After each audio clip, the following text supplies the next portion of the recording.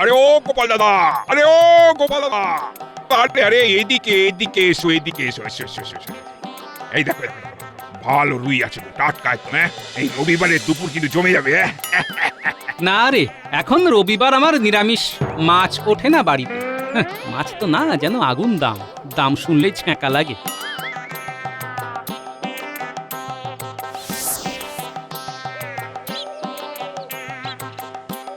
আরে মন্ত্রী মশাই না, ওই গাছের আড়ালে দাঁড়িয়ে কার সাথে কথা বলছেন দেখি তো একবার।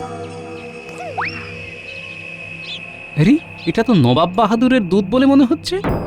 তাই তো, কিন্তু নবাব বাহাদুরের দূত মন্ত্রী মশাইয়ের সাথে কি করছে কিছু তো বুঝতেও পারছি না। কি জানি কি করছে। না যাই, বেশি দেরি হয়ে গেলে গিন্নি আবার চিৎকার শুরু করবে।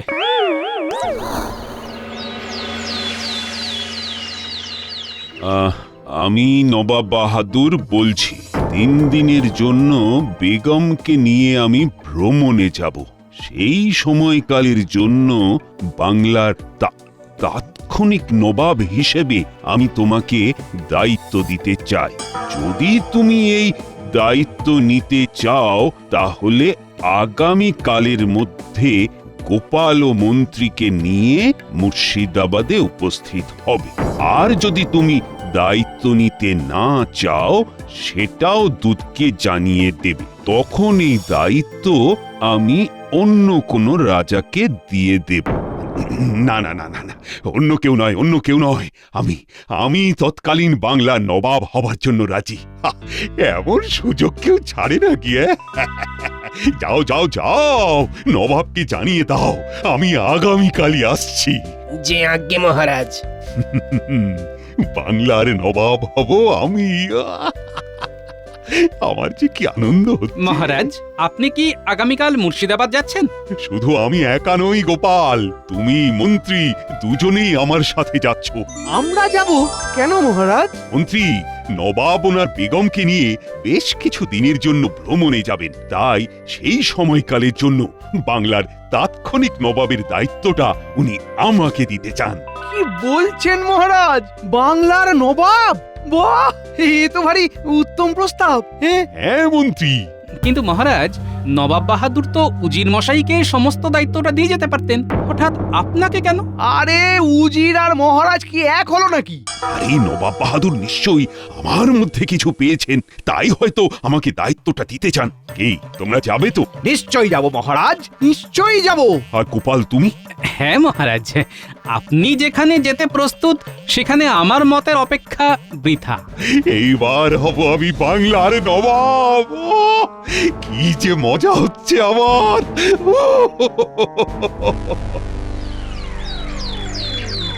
তাহলে কি বলছো উজির, আমাদের পরিকল্পনা অনুযায়ী সব হবে তো?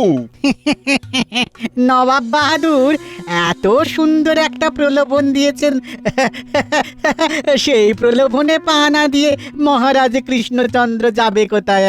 তাহলে আমার ভ্রমণের খরচটা উঠে আসবে বলছো? আপনি নিশ্চিন্তে থাকুন জাহাপানা। সেলাম নবাব বাহাদুর। সেলাম নবাব বাহাদুর। ওহে কৃষ্ণচন্দ্র, তুমি চলে এসেছো? এসো এসো এসো এসো। তোমার আগমনে আমি বড়ই আনন্দ পেয়েছি। নবাব বাহাদুর, আপনি ডেকেছেন আর আমি না এসে থাকতে পারি? বেশ বেশ বেশ বেশ, শোনো তবে, পত্র পড়ে তো বুঝেই গেছো, আজ থেকে আগামী 3 দিনের জন্য আমি বেগমকে নিয়ে ভ্রমণে যাব। তাই সেই 3 দিনের জন্য বাংলার নবাবের দায়িত্ব আমি তোমাকে দিতে চাই। তুমি রাজ্য পরিচালনায় অনেক পারদর্শী, তাই তোমার উপরে ভরসা করে এই বাংলার দায়িত্ব আমি তোমার হাতে তুলে দিতে চাই। আপনি যে আমাকে এতটা ভরসা করেছেন, এতে আমি ধন্য হয়ে গেছি নবাব বাহাদুর। আর গোপাল, আর তোমাকে আমি উজিরের দায়িত্বটা দিয়ে যেতে চাই। কেন, উজির মশাইও কি আপনার সাথে যাচ্ছে? হ্যাঁ গোপাল, উজিরও আমার সাথেই যাচ্ছে। এই নবাব বাহাদুর, আমাকে কোনো দায়িত্ব দেবেন না? না মন্ত্রী, তোমার উপরে আমি ঠিক ভরসা করতে পারছি না, তুমি কেমন যেন একটু অগোছালো মতন। আরে আরে, মন খারাপ করো না, আর তুমি এসেছো, আমি খুব খুশি হয়েছি। এই কয়েকদিন আরাম করো, খাও দাও, আর মুর্শিদাবাদের মনোরম বাতাস উপভোগ করো। কি ঠিক আছে? জাহাপানা, এইবার ওনাদের গজমতি হাটটির কথা বলুন। হ্যাঁ হ্যাঁ হ্যাঁ, বলছি বলছি বলছি। এই শোনো শোনো কৃষ্ণচন্দ্র, তোমাকে এই রাজ্যে ও রাজবাড়ির দায়িত্ব দেওয়ার একটাই কারণ, তা হলো রাজভাণ্ডারের সিন্ধুকে অনেক মূল্যবান সম্পদ রয়েছে। তার মধ্যে একটি গজমতি হিরে বসানো একটি সোনার হারও রয়েছে, যেটি যেটি মোগল সম্রাট আমাকে দিয়েছিলেন। সেই হারটি কিন্তু অনেক মূল্যবান একটি হার। সেই হারটি তোমাকে রক্ষণাবেক্ষণ করতে হবে। হারটি যেন কোনোভাবেই চুরি যেন না হয়ে যায়। চুরি কেন হবে নবাব বাহাদুর? আপনার রাজভাণ্ডারে তো তালা দেওয়া রয়েছে, আর রাজবাড়িতে এত সৈন্য সামন্ত রয়েছে, তাদের মধ্যে থেকে চুরি করে নিয়ে যাওয়া তো কোনো চোরেরই সাধ্য নয়। গোপাল, কাউকেই তো আর আজকাল তেমন বিশ্বাস করা যায় না। কার মনে কি আছে বলা কি যায়? আর এত মূল্যবান একটা হার চুরি হতেই পারে? কি ব্যাপার, নবাব বাহাদুর বারবার হারটা চুরি হয়ে যাবে কেন বলছেন? তবে কি কোনো গন্ডগোল আছে? বলছিলাম কি নবাব বাহাদুর, হারটা একবার দেখা যাবে? হ্যাঁ, আমিও তো সেটাই বলতে চাইছিলাম। একবার হারটা দেখতে পেলে ভালো হতো। আসুন আসুন, আপনারা আসুন আসুন।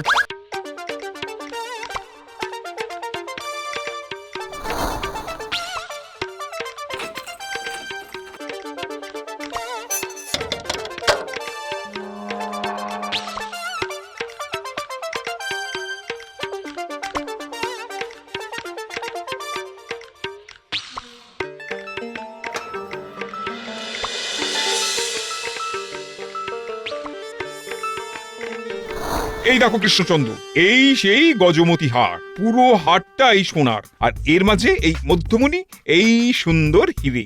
এটা মুঘল সম্রাট আমাকে দিয়েছিলেন। বাহ, দারুণ তো। হ্যাঁ, সেই কারণেই তো বলছি, এই দারুণ জিনিসটাকে দারুণ ভাবে পাহারা দিতে হবে। আজকাল কাউকে আর ভরসা করা যায় না। এদিকে তো সব ঠিকই আছে, কিন্তু কোথাও যেন একটা গন্ডগোল মনে হচ্ছে। নবাব বাহাদুর, আমার একটা আর্জি ছিল। হ্যাঁ হ্যাঁ, বলো বলো গোপাল, বলো।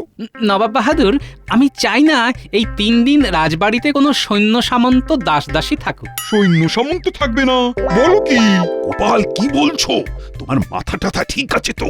এত মূল্যবান একটা হার, সৈন্য না থাকলে তো চুরি হওয়ার সম্ভাবনা আরো বেড়ে যাবে। কিন্তু যদি সর্ষের মধ্যেই ভূত থাকে, বলা কি যায়? এত দামি হার, না না না মহারাজ, আমি কাউকেই বিশ্বাস করতে পারছি না। এ হার আমি নিজে পাহারা দেব। হ্যাঁ, তা অবশ্য গোপাল, তুমি ঠিক কথাই বলেছ। কার মনে যে কি আছে, এ হারখানা আমরাই না হয় পাহারা দেব। শুধু রান্নার জন্য একজন পাচক রেখে দিলেই যথেষ্ট।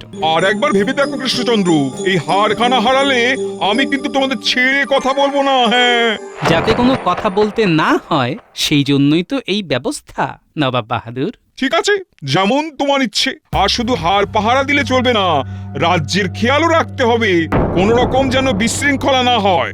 না না না না না, সেসব নিয়ে আপনি চিন্তা করবেন না। আমি সবটাই সামলে নেব। এ তো দেখছি আমার কাজটা আরো সহজ করে দিল। এই নাও কৃষ্ণচন্দ্র, এটা ধরো। আজ থেকে আগামী 3 দিনের জন্য এই বাংলার তাৎক্ষণিক নবাব হলে তুমি। ভরসা করে দায়িত্ব দিলেন, সেই দায়িত্ব আমি অক্ষরে অক্ষরে পালন করার চেষ্টা করব।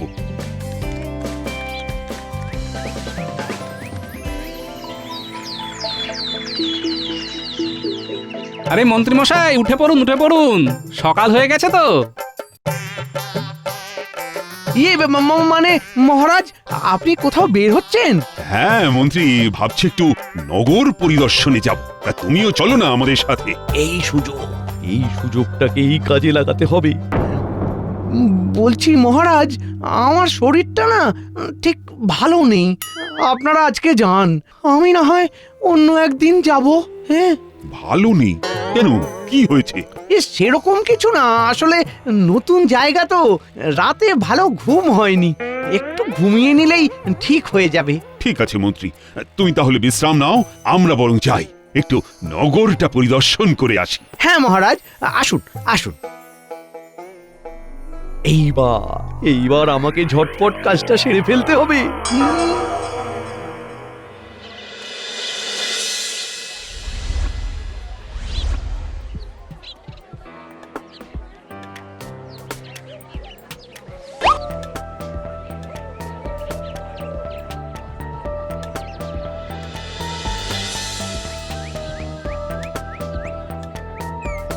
মহারাজ, চারিদিকে যা দেখছি অসৎ লোকে একেবারে ভরে গেছে।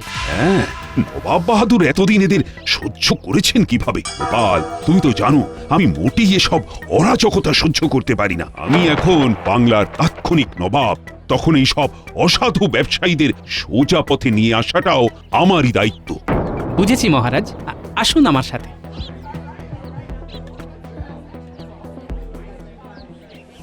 এই যে ভাই, এই আলু কত করে কিলো? 20 আনা। বাবা, এ তো বাজারে আগুন লাগিয়ে রেখেছো, তো 10 আনাতে হবে না? না না না না না, 1 আনাও কম হবে না। ও বাবা, ঠিক আছে, দাও দেখি 1 কিলো। এই কি, এটা কি দিয়ে মাপ করছো? বাটখারা কোথায়? আমার এখানে এই পাথর দিয়েই মাপা হয়। তা আমি বুঝবো কিভাবে এই পাথরটার ওজন 1 কিলো? এই দেখেন দেখেন, ব্যবসার সময় না এইরকম মাথা খাবেন না। হ্যাঁ, আমার দোকান থেকে আলু কিনতে হলে এইভাবেই নিতে হবে। রাতে নিতে হলে নেন, না হলে চলে যান।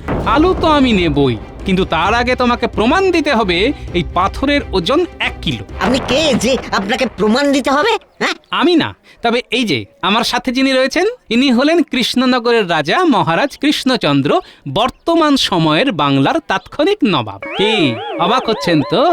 নবাব বাহাদুর বেগমকে নিয়ে 3 দিনের জন্য ভ্রমণে গিয়েছেন, তাই এই 3 দিন সময়কালের জন্য নবাব ওনাকে দায়িত্ব দিয়ে গিয়েছেন। নবাব যতদিন না আসছেন ততদিন আমি বাংলার নবাব, তাই এই বাংলায় কোনো অনৈতিক কার্যকলাপ চলবে না। যতক্ষণ না প্রমাণিত হচ্ছে এই পাথরের ওজন 1 কিলোর সমান, ততক্ষণের জন্য এই দোকান আমি বন্ধ করলাম, তার সাথে এই পাথরখানাও আমি বাজেয়াপ্ত করলাম।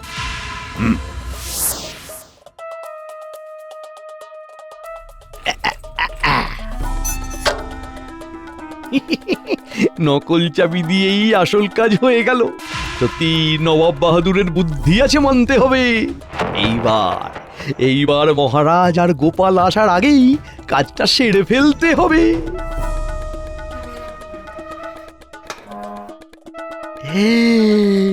এই তো সেই গজমতি হীরের হার। ও, এই হার দিয়েই আমি হব কৃষ্ণনগরের রাজা, আর মহারাজ কৃষ্ণচন্দ্র হবে আমার প্রজা। সবাই দেখুন, এই হলো এই সবজিওয়ালার ব্যবহৃত পাথর, যেটাকে তিনি 1 কিলোর সমপরিমাপক হিসেবে ব্যবহার করছেন বা দাবি করছেন। আর এই হলো 1 কিলো বাটখারা। এইবার এই দুটির পরিমাপ করলেই বোঝা যাবে এই পাথরের ওজন 1 কিলো হয় কিনা।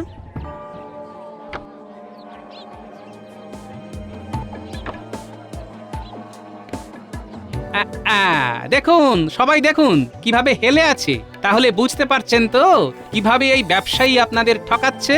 আমাকে ক্ষমা করে দিন, আমাকে ক্ষমা করে দিন। আমার ভুল হয়ে গেছে, আমাকে ক্ষমা করে দিন। এই ভুল আর হবে না। এই ওঠো ওঠো, এইভাবে লোক ঠকিয়ে কি পাও? এসব করে কত আর রোজগার হয় বলো তো? তাই বলছি, শোনো, সৎভাবে ব্যবসা করো, সৎভাবে বাঁচো। এখানে উপস্থিত সকল ব্যবসায়ী শুনে রাখো, আজ থেকে ওজন মাপার ক্ষেত্রে সর্বদা বাটখারা ব্যবহার করবে। নিজেও ঠকবে না, অন্য কেউ ঠকাবে না।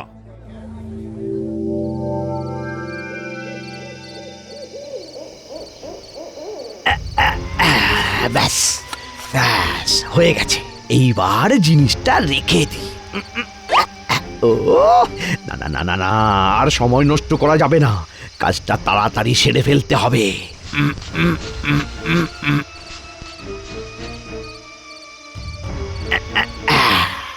ব্যাস, কাজ শেষ। এইবার কেউ দেখে ফেলার আগেই এখান থেকে পালাতে হবে।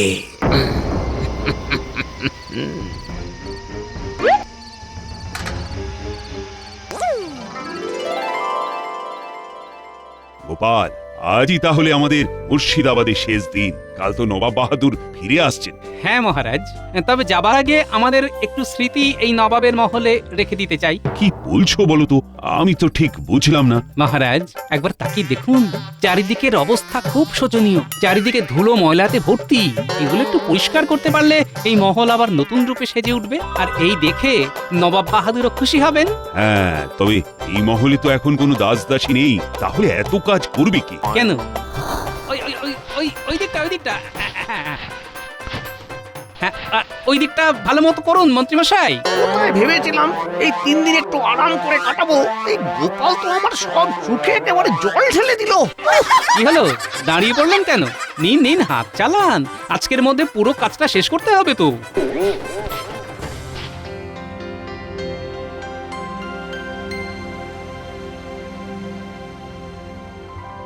ও হে কৃষ্ণচন্দ্র, করেছো কি? তুমি তো একেবারে মহলের ভোলই পাল্টে দিয়েছো, চারিদিকে তো চকচক করছে। যতটুকু পেরেছি আর কি, ওই আর কি। সবকিছু তো করলাম আমি, আর নাম কামাচ্ছেন উনি। করে নিন, আর একটু পরেই তো কেল্লা ফতে। এই নিন জাহাপানা, আমাকে ভরসা করে আপনি যে দায়িত্ব দিয়েছিলেন সেটা আপনাকে ফিরিয়ে দিলাম। ঠিক আছে, চলো তবে দেখি তুমি কেমন দায়িত্ব সামলেছো। সিন্ধুকের ঘরের দিকে এসো।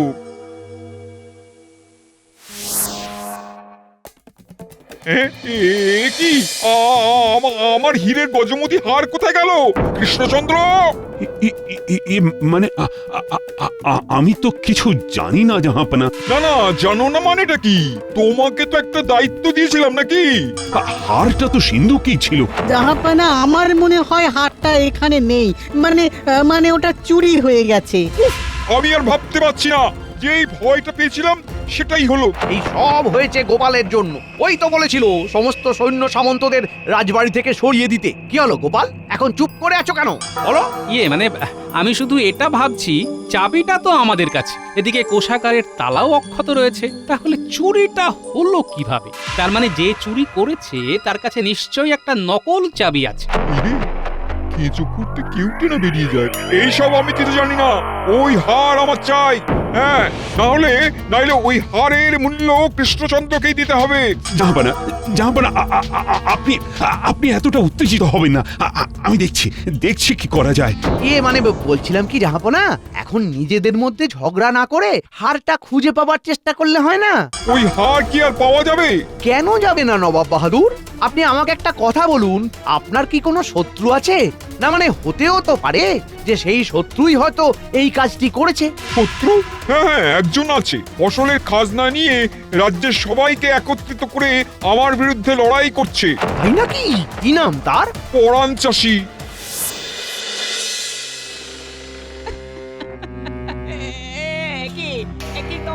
তোমরা এসব ছুড়ে ফেলছো কেন? জাহাপনা, ওদের বারণ করুন জাহাপনা। আমার সব কিছু ওরা নষ্ট করে দিচ্ছে। মন্ত্রীমশাই থামুন, এসব আপনি কি করছেন? এই গোপাল, তুমি চুপ করো। মন্ত্রী যা করছে বেশ করছে। জাহাপনা, ঘরে তো কিছু পাওয়া গেল না, আমি বরং বাড়ির পিছনটা একবার দেখে আসি, যদি কিছু পাওয়া যায়। কি ব্যাপার, এই জায়গাটা এত উঁচু লাগছে কেন? এই জায়গাটা একটু খোঁড়ো তো, খোঁড়ো।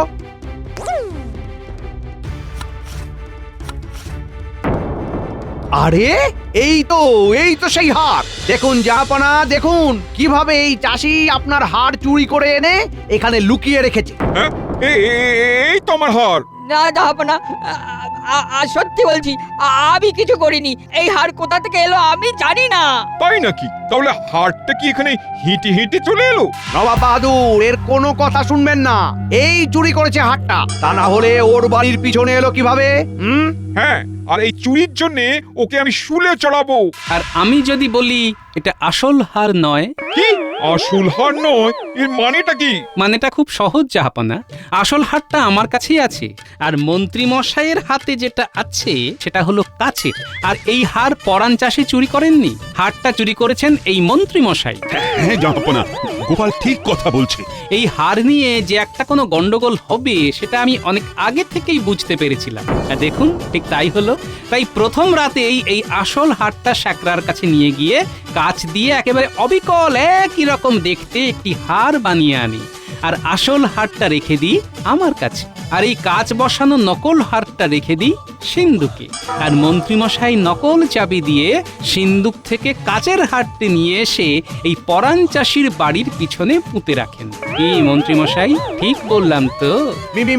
মিথ্যে কথা, সব মিথ্যে কথা। তাহলে এটা কি মন্ত্রীমশাই? এটা যে আসল হার, তার কি প্রমাণ আছে? হ্যাঁ, কাঁচ আর হীরের মধ্যে পার্থক্য বোঝেন না? আপনি যখন বুঝতেই পারছেন না তখন আমিই প্রমাণ করে দেব।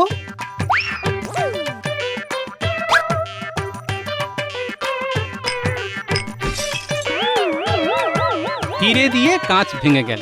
তাহলে কি প্রমাণ হলো তো? কি মন্ত্রীমশাই, এইবার কি বলবেন? এই সবের জন্য এইবার কাকে শুলে চড়ানো উচিত? আমি তো একা এসব করিনি, এসব তো জাহাপনার। কি হলো, চুপ করে গেলেন কেন?